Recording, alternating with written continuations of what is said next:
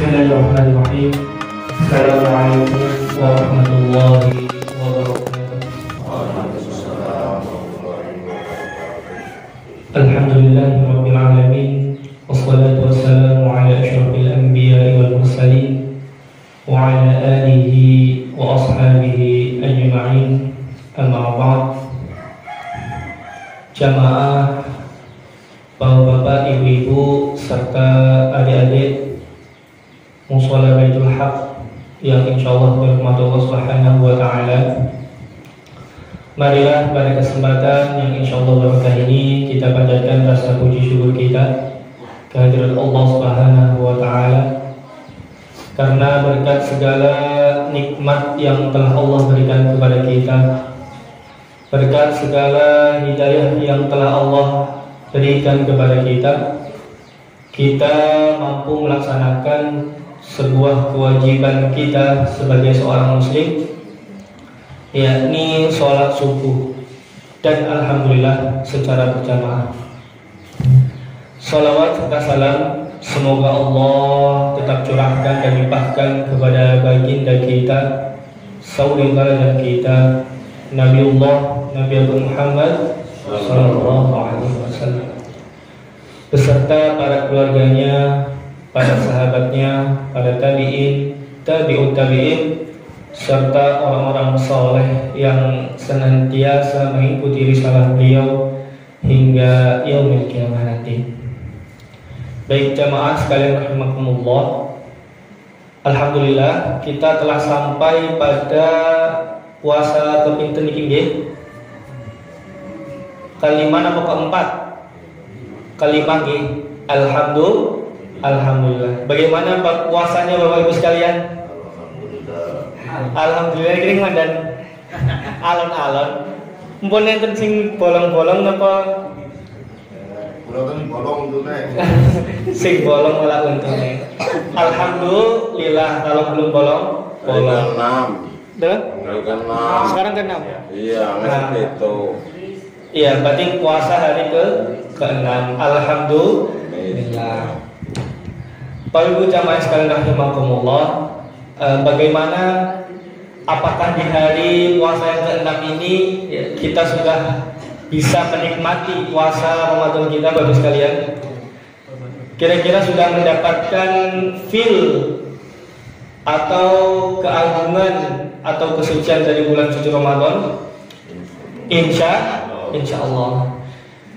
Sebenarnya Bapak Ibu sekalian, ada beberapa cara bagi kita untuk bisa menikmati kegiatan ibadah di bulan suci Ramadan ini dengan penuh kekhusyuan, ya, dengan penuh kenikmatan.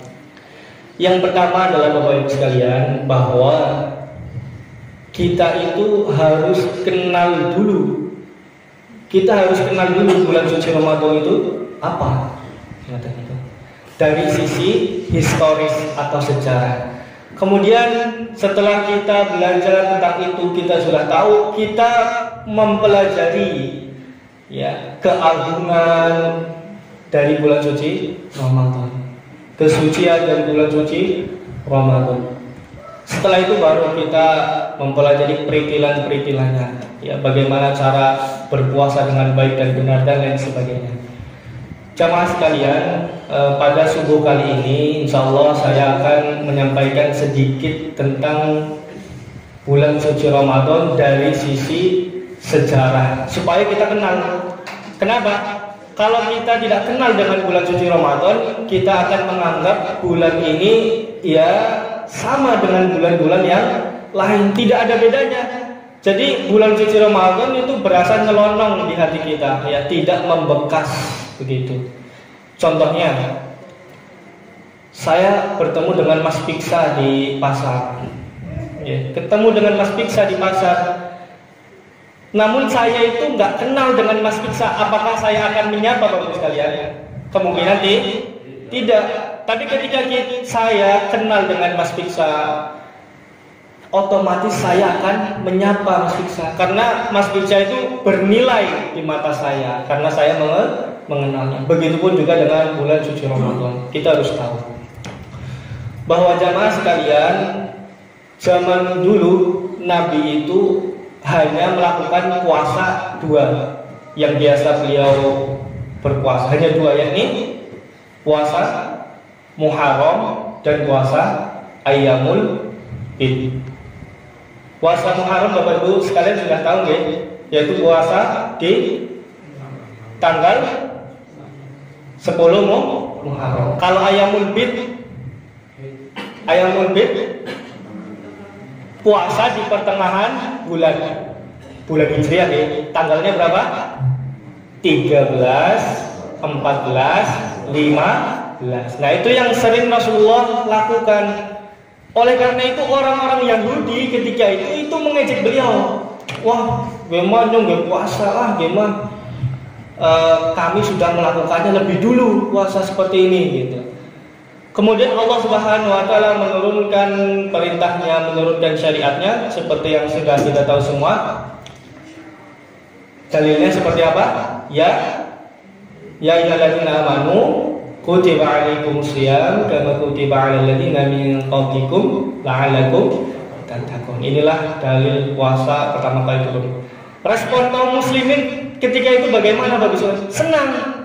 Ya, karena ada pembeda antara mereka dan kaum jahiliyah yang lain, Yahudi dan lain sebagainya. Jadi mereka merasa senang. Namun, kita jangan samakan persepsi kita Ramadan kita itu sama dengan para sahabat dahulu. Karena syariat ketika itu tidak seperti yang bisa kita nikmati sekarang. Kita sudah bisa langsung membacanya secara sempurna. Namun ketika itu syariat turun satu persatu Bapak Ibu sekalian, nggak langsung makbres gitu.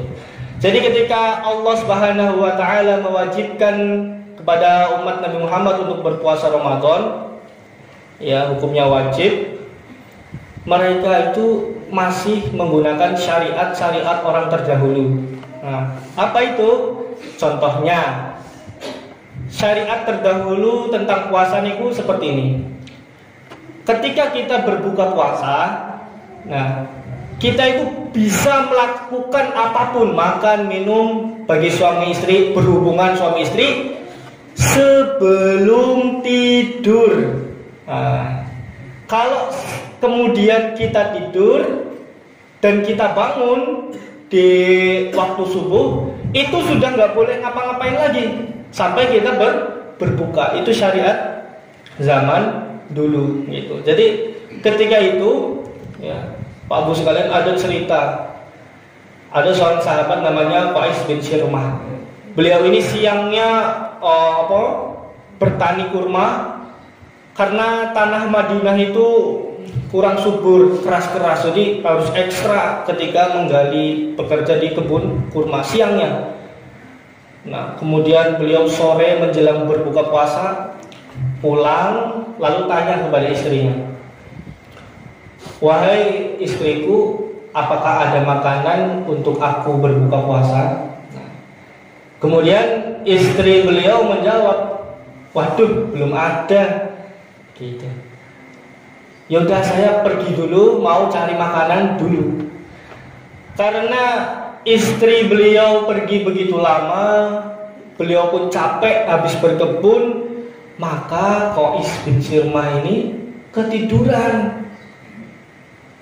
Jadi wassalam, ketika bangun tidur itu sudah tidak boleh ngapa-ngapain lagi. Maka ketika istrinya pulang ke rumah langsung, "Waduh ciloko ini, waduh celaka wahai suamiku, ya, karena saya mendapati kamu dalam keadaan tidur." Jadi udah nggak boleh ngapa-ngapain lagi.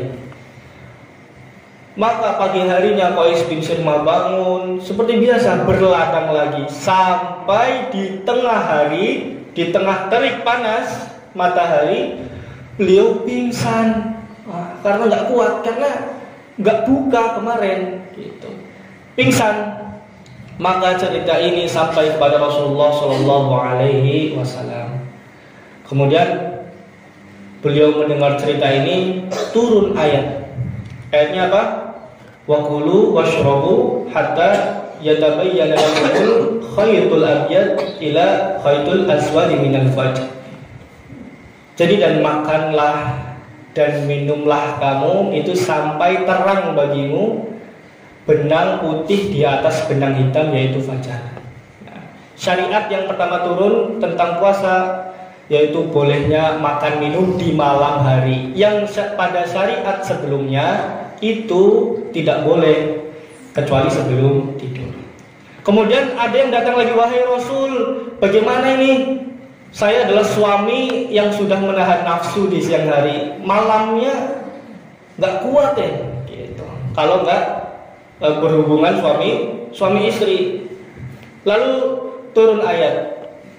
Jadi satu persatu turun. Ya. Karena syariat itu turun secara mulai jangan berangsur-angsur. Uhilla lakum lailatus syiyami rafathu ila nisaikum. Ya. Jadi dihalalkan bagi kalian pada malam hari di bulan puasa itu berhubungan suami istri. Nah, itu syariatnya satu persatu turun. Mengapa satu persatu Bapak Ibu sekalian? Ya, karena untuk tatmainnul qulub, untuk menetapkan hati kita supaya nggak langsung makjub tiba-tiba ini nggak boleh, ini nggak boleh, harus kerjakan ini, harus kerjakan itu. Karena pada dasarnya Al-Quran itu ketika Nabi Muhammad SAW menjabat sebagai Rasul sudah berada di langit dunia, Baitul Izzah. Jadi Al-Quran turun dari Lauh Mahfuz ke langit dunia atau Baitul Izzah dalam satu malam, yaitu namanya malam Lailatul Qadar. Jadi Al-Quran itu turun ke langit dunia atau Baitul Izzah itu sudah sempurna. Ayatnya berapa Bapak Ibu sekalian? Berapa surat?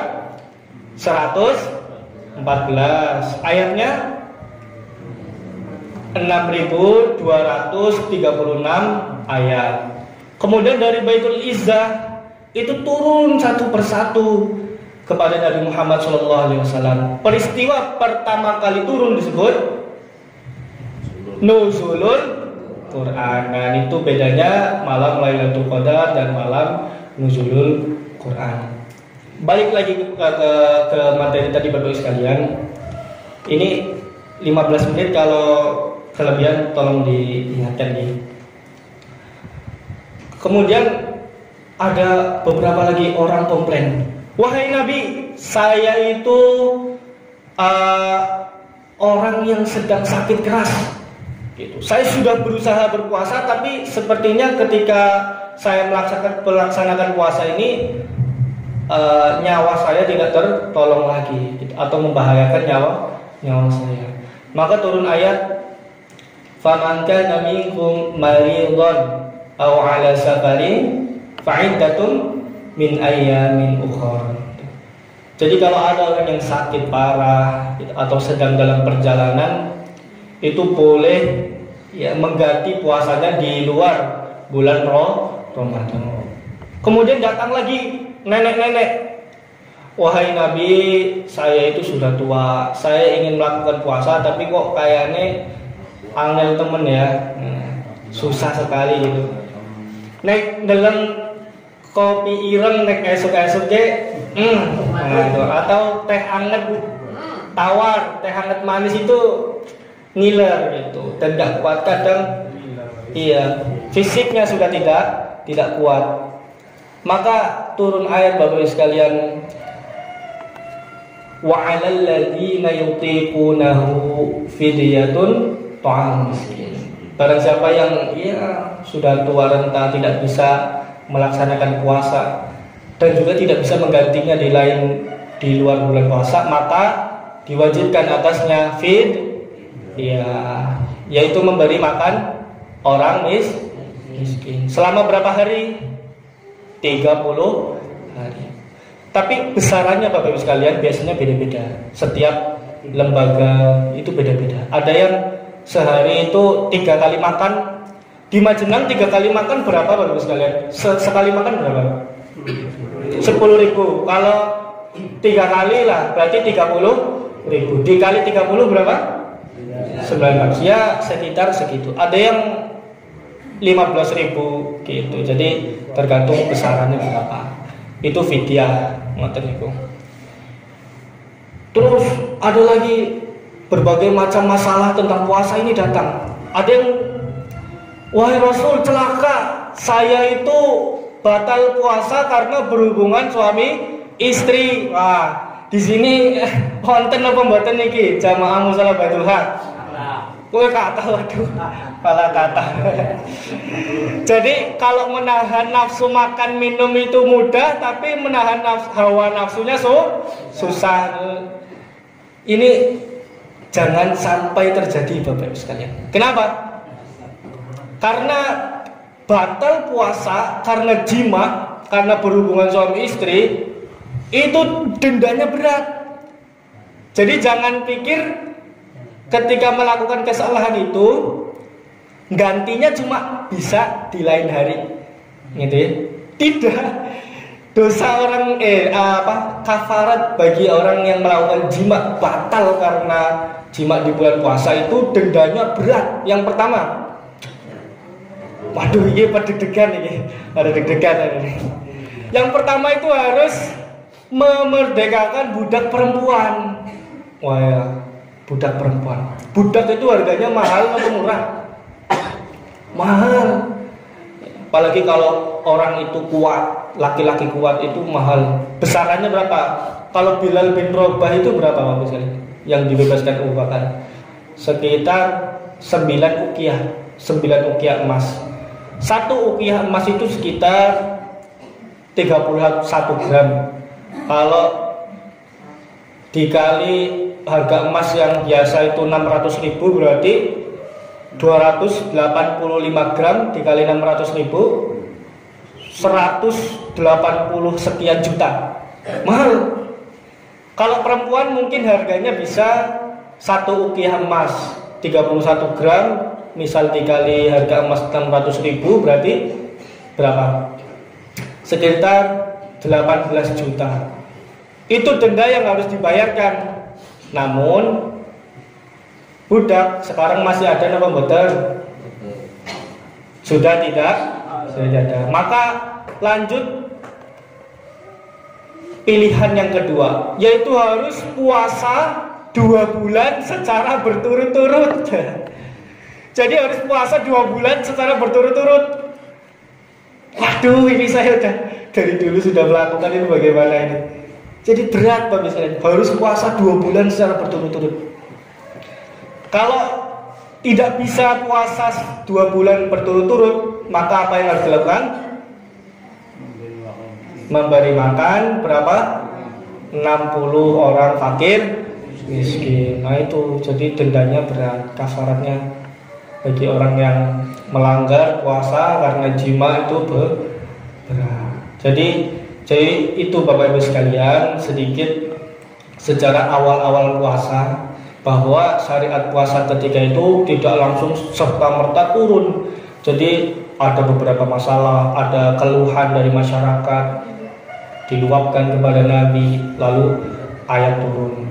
Ada keluhan, ayat turun. Ada keluhan, ayat turun. Begitu terus sepenuhnya sampai syariat ini penuh dengan sempurna seperti yang bisa kita rasakan hingga saat ini. Baik Bapak Ibu sekalian, rahimakumullah, semoga pada puasa yang ke-6 ini kita diberikan kemudahan Allah Subhanahu wa taala sehingga puasa kita menjadi lancar sampai nanti buka puasa. Mungkin hanya ini yang dapat saya sampaikan. Apabila ada salah kata, salah ucap, saya mohon maaf yang besar-besarnya.